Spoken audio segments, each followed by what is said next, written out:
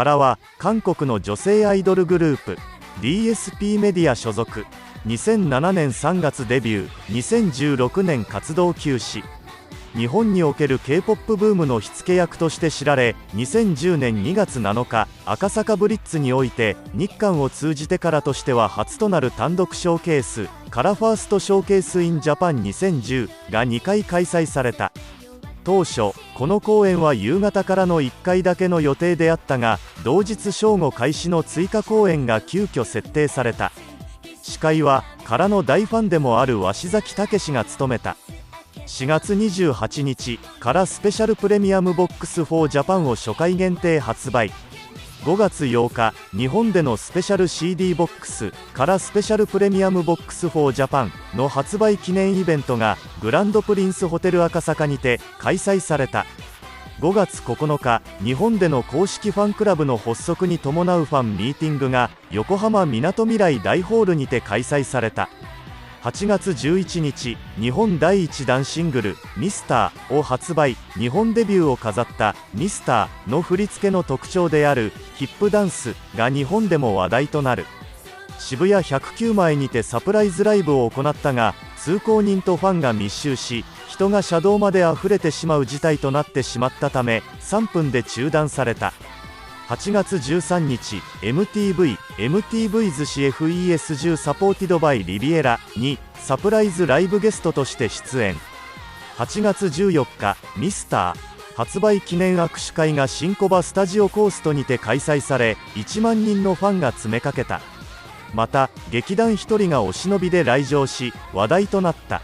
8月17日発表のオリコン CD シングル週間ランキング、8月23日付でミスターが初登場5位にランクインする。海外女性グループのデビュー曲としては、1980年12月15日付の週間ランキングでイギリスのノーランズのダンシングシスターで7位、ノーランズのダンシングシスターは1980年7月21日発売。1980年10月にオリコンチャートのトップ10入り9位し、1980年11月にオリコンチャート2位を記録した。また1980年12月のオリコン売上ランキングは6位で29年8ヶ月ぶりのトップ10入りを果たした。さらにアジアの女性グループとしては初の快挙となり、歴史に名を残すこととなったと報じられた。しかし事務所との契約問題が表面化した。2011年1月19日、メンバーのスンヨン、ニコル、ジヨンの3人が所属事務所の DSP メディアに専属契約解除を申し出た。アルバム「ルパン」で人気を得ていた2010年1から6月のメンバー1人当たりの報酬が月14万ウォン、約1万円しか支払われないのを不服としたもの。騒ぎは一旦沈静化したかに見えたが、2月14日正式にソウル中央地裁へ訴訟する事態となった。さらに3人はその間の音源販売収益4億1000万ウォン、約3044万円に対し、活動費、経費が3億9000万ウォン、約2895万円かかったと伝え、利益操作されていたことについても指摘している。この問題によりニコルはレギュラー番組豪快ガールズを途中降板する。4月28日、DSP メディアとスンヨン、ニコル、ジヨンの3人との間で起こった騒動は全て解決したと DSP メディアが報告した。その後、ニコルとジヨンは契約満了を機に脱退。事実上の解散となった。カラが事実上の解散状態になった背景には、度重なる韓国の反日報道があったと言われています。第一報を報じたのは10月4日発行の東京スポーツカラ解散と一面で大々的したところ、所属事務所側は解散こそ否定したものの、メンバーのニコルが来年1月で事務所との契約が終了することを明らかにしました。前出芸能記者が言う。実はカラは韓国国内よりも日本で人気が高く、女性韓国人グループでは唯一東京ドームでのコンサートも開催できたほど。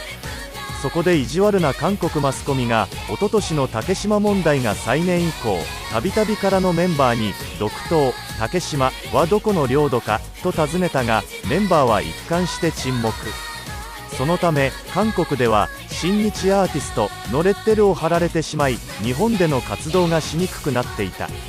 一部ではからの売り上げの8割はジャパンマネーと言われていたほどで、日本での活動縮小は事務所の経営すら左右するほどでした。しかも最近では韓国の反日報道が強まるにつれ K-POP 人気も低迷。からもその煽りを受け、日本でのコンサートもイベントなどに限られていたという。韓国では日本のバラエティ番組に出演するとすぐにその番組の模様が動画サイトにアップされ、日本人に媚びていると叩かれる。もともとバラエティでその愛くるしいキャラクターで人気となったからですが、歌番組に出演するのがせいぜい。これでは十分なギャラももらえないことから、ニコルの家族も契約更改に反対し、そのまま独立ということになった韓国在住ジャーナリスト。からといえば11年にも腹を除くメンバーの契約解除問題が浮上するなど、常に内部でのギクシャクが取り沙汰されてきた。からに限らず韓国のアーティストが所属事務所と揉める際には必ず家族が契約に口を出してくるんです。人気アーティストといえども月収は数十万円程度。韓国芸能界は10代の前半からダンスやボイストレーニングなど事務所が育成しているので、その費用を負担する分、売れてから回収する仕組みが確立しているが、家族側はこれだけ人気があるのに稼ぎはたったこれだけかと平気で直談判してきます。からも反日報道の煽りでもともともらえていたギャラが減額された矢先だったようですし、とんだとばっちりです。前出ジャーナリスト、今やアメリカを抜き CD 売上で世界一を誇る日本のマーケット。反日報道で韓国アーティストのタレント生命まで奪うようでは本末転倒だろう。11月24日に自ら命を絶った元からのクハラさん、享年28。彼女は今年6月に日本で活動するため事務所を移籍したばかりだった。から再結成のために奔走し、ようやくメンバーの足並みが揃ったところだったという。念願の復活ライブに向けて最終調整していた矢先の死。彼女の周囲で何が起こっていたのか。突然の秘宝だった。元からのクハラさんが11月24日ソウル市の自宅で帰らぬ人となって発見されたのだ。自分を愛せなくてごめんなさいと書かれた遺書らしきメモがあり、警察は自殺と断定しているそうです。彼女はコート08年にからの追加メンバーとしてデビュー。コート16年の解散後もソロ活動を続けていました。11月13日に新曲を発売し、日本の4大都市でツアーを行った直後でした。スポーツ紙記者27日に行われた葬儀には、日本で友秀名義で活躍するジヨンをはじめ、パク・ギュリ、ハン・スンヨン、ニコルといったからの元メンバーたちも参列していた。葬儀は親しい人だけで行われました。常に世間から注目されていましたから、最後は静かに見送りたかったんでしょうね。同スポーツ紙記者、韓国芸能人の宿命、韓国アイドルの自殺はこれが初めてではない。今年10月には原さんの親友だった F× の元メンバーソルリさん、コート17年にはシャイニーのジョンヒョンさんも自ら命を絶っている。韓国芸能界に詳しいライターの児玉愛子さんが韓国アイドルの自殺の背景を語ってくれた。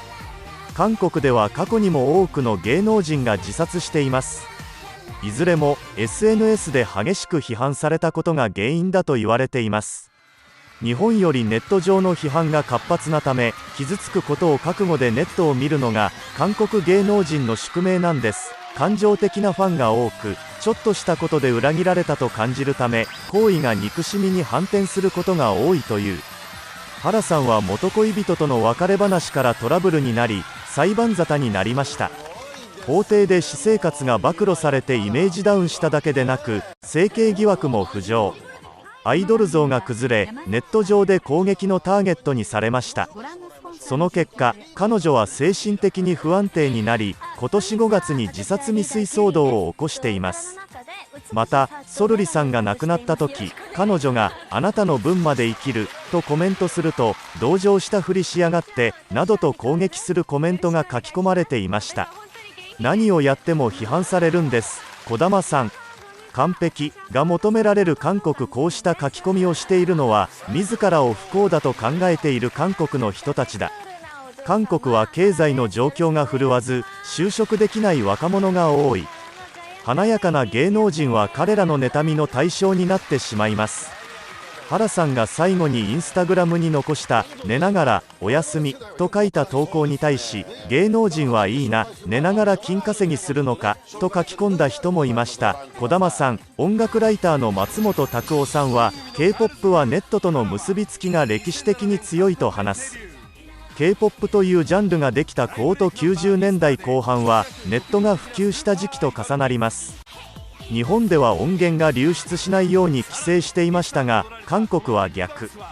ァンが勝手に映像をアップするのも黙認していました。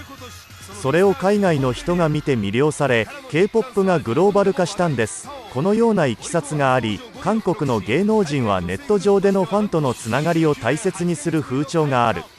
日本では不完全なものをめでるという文化がありますが、韓国ではアイドルにも完璧さを求めます。小さい頃から養成機関で徹底的に鍛えられ、プロフェッショナルとしての姿勢を叩き込まれるんです。松本さん、過酷な環境のため韓国アイドルの中には風土の違う日本で活動することを選ぶケースも多い。からもコート07年に韓国でデビュー後、コート10年に来日してミスターで大ブレイクした。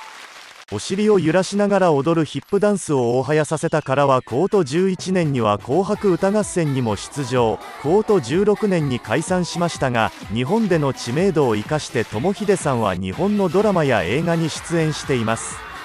リュリさんもスンヨンさんも今年1月から日本で音楽活動。ニコルさんも今年3月に関西コレクションに出演。それぞれ活動の場を日本で広げています。音楽ライター原さんも3月に東京ガールズコレクションに出演した時、週刊女性のインタビューに意気込みを語っていた。日本で活動を頑張ります。歌手としてもモデルもやりたいし、私は歌手だからアルバムを出してもっと活動してみたいです。今年6月から日本の芸能事務所に移籍。ソロ活動に強い意欲を示していた彼女だったが、一番の願いはからの再結成だったらしい。事務所としてもから再結成は歓迎すべきこと。原さんの活動を軌道に乗せるためにも絶好の話題作りになります。以前権利を持っていた韓国の事務所からも許可をもらい、他のメンバーへ再結成を呼びかけたといいます。でもその時はメンバーたちの心はすでに離れてしまっていて、いい返事はもらえなかったそうです。レコード会社関係者、水面下で進んでいたから再結成。週刊女性は今年7月に再結成計画を報じているが、事務所は否定していた。しかし原さんは個人的にメンバーに連絡してまた一緒にやろうと呼びかけていたようだ。実は来年再結成ライブをするという計画が水面下で進んでいたんです。他のメンバーは再結成に否定的で、最初は足並みが揃わなかったんですが、強い思いを抱いていた原さんの説得もあって、期間限定のライブならと他のメンバーたちも納得したそうです。日時や場所などの細かい部分を年が明けてから詰めていこうとしていたようで、これからという時の訃報にメンバーも事務所も驚きを隠せないでいます。同レコード会社関係者、ライブについて原さんの所属していた事務所に問い合わせると、スタッフの間で話はしていましたが具体的な動きは何もございません。完全に否定していた7月から進展があったのは間違いないようだ。再結成を夢見ていた原さんの意思を継いで残された元メンバーの4人が動き出す可能性は高いですね。彼女の追悼コンサートという名目でライブを行えば間違いなくファンは集まりますし、過酷な韓国芸能界で一緒に戦ってきた彼女たちの絆は本物ですから。前室レコード会社関係者、日本の K-POP 人気の火付け役とも言えるから。原さんの死を乗り越え多くの人に歌声を届けてほしい。そんな彼女たちをこれからも応援していきたいと思います。繰り返します。日韓は元祖兄弟だった。世界は元祖兄弟だった。私たちは同志だった。敵は別にいます。もう一度話し合いませんか。